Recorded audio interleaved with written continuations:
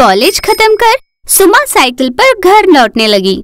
उसी रास्ते से सामने से जग्गू जी नाम के बुजुर्ग हाथ में सब्जी का थैला लिए आ रहे थे और वो अचानक से चकराकर गिर गए। तभी वहां से गुजर रही सुमा उतरकर जग्गू जी को अपनी बोतल से पानी पिलाकर होश में लाने की कोशिश करती है। दादाजी, दादाजी, आंखें खोलिए। ऐसे प्यार से जगाने की कोशिश करने पर जग्गू जी आंख खोलते हैं। सामने उन्हें सुमा दिखाई देती है। दादाजी, अब आप कैसे हो? अभी कुछ अच्छा लग रहा है। वैसे तुम कौन हो बेटा?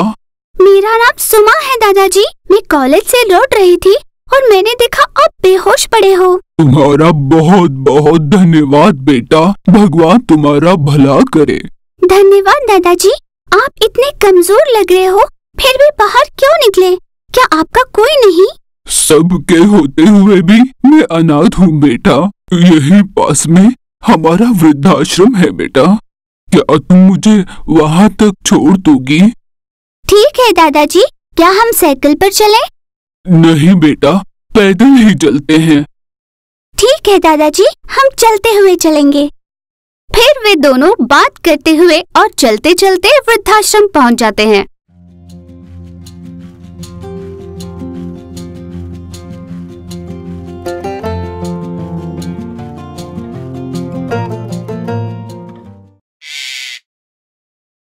बोर सा हो रहा है, सुमा के पास गपशप कर लेता हूँ थोड़ा, कहकर राम सुमा के घर पहुँचता है।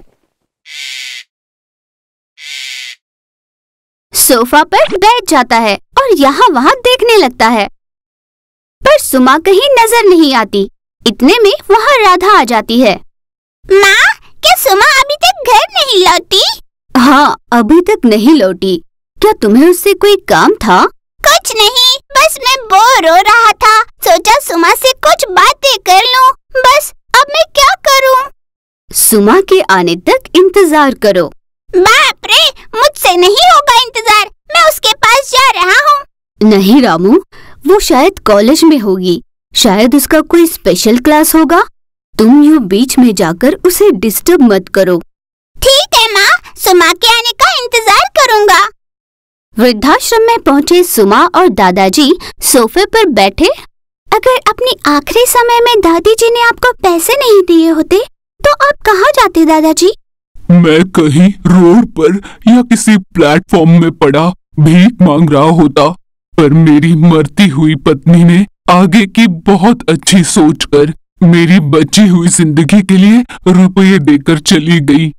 पर उन पैसों को लेकर आप अगर अपने 3 बेटों के पास जाते तो अच्छा होता ना दादाजी?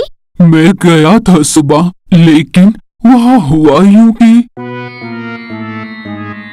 अपनी पत्नी शारदा के अंतिम समय में दिए हुए रुपए लेकर जग्गू जी अपने बड़े बेटे प्रकाश के पास जाते हैं। अपने घर के दहलीज के पास ही खड़े बेटा और बहू ने कहा, पिताजी आप कैसे आना हुआ? तुम्हारे साथ रहने आया हूँ। आपका मैं एक ही बेटा तो नहीं, और 2 है ना? उनके पास चले जाइए।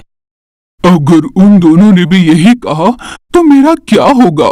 मेरी सारी जीवन पूंजी मैंने तुम तीनों बेटियों में समान बांट दी, और अब आज मेरे रहने का कहीं कोई ठिकाना नहीं है, और अब मैं एक अनाथ की तरह जी रहा हूँ। ये कहते हुए जग्गू जी की आंखें दुख से नम हो जाती हैं। जग्गू जी वहाँ से अपनी पत्नी के दिए हुए पैसे लेकर गांव से दूर कहीं 2.5 एकड़ की जमीन खरीदकर अपने जैसे बेसहारा वृद्ध लोगों के लिए एक आशियाना बनाते हैं। उस वृद्धाश्रम में अपने जैसे कई वृद्ध लोगों की सेवा करते हुए वहाँ अच्छे से समय बिताते हैं।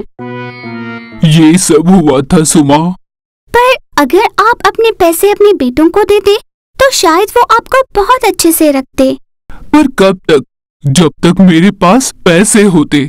पैसे खत्म तो सब प्यार खत्म, और वैसे भी पैसों से मिला प्यार मुझे नहीं चाहिए था। दादाजी, आप बहुत महान हो। आपके बेटों ने आपको स्वीकार नहीं किया, फिर भी आपने दिल छोटा न करते हुए उन पैसों को एक अच्छे और नेक काम में लगाया। एक समय था जब मैंने बहुत कष्ट उठाए थे। अपने बच्चों के लिए दिन रात मेहनत कर खूब पैसे कमाए थे, पर मैंने अपने लिए एक कौड़ी ना रखकर सब अपने बच्चों पे लुटा दिया और आज उन्हीं बच्चों ने पैसों के लिए अपने पिता को ही ठुकरा दिया। कोई बात नहीं दादाजी, कल आप पिता थे, आज दादाजी हो। वे आज पिता है, कल वे भी दादाजी होंगे। तब जब उनके बेटे उनके साथ ऐसा करेंगे, उन्हें समझ में आएगा। तब उनको आपकी अहमियत पता चलेगी। आप दुखी मत होइए, मैं कभी कभी आकर आपसे मिला करूंगी। ये कहकर सुमा वहाँ से अपने घर लौटती है। घर लौटकर उदास सोफे पर बैठी होती है। क्या बात है सुमा, ऐसे उदास बैठी हो? बोलो सुमा, इतनी देर क्यों हुई? भगवान है ना माँ? है बेटा, तभी तो इस धरती पर अभी भी जीव है। पर ये बातें सब क्यों पूछ रही हो? आखिर बात क्या है? कुछ नहीं माँ, कहकर सुमा सारी बीती बात बताती है।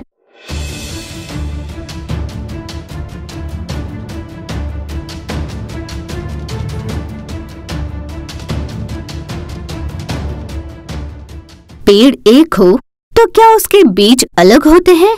नहीं न सुमा। हाँ माँ, अगर हम हमारे बुजुर्गों की सेवा करेंगे तो जब हम बड़े होंगे तब हमारे बच्चे हमारी सेवा करेंगे, है ना माँ? हाँ सुमा। अगर ऐसा हुआ तो ये वृद्धाश्रम रहे रहेंगे। बिना वृद्धाश्रम वाली दुनिया कितनी अच्छी होगी ना? सुमा, तुम्हारी इच्छा पूरी हो ऐसा हम भगवान से प्रार्थना करेंगे।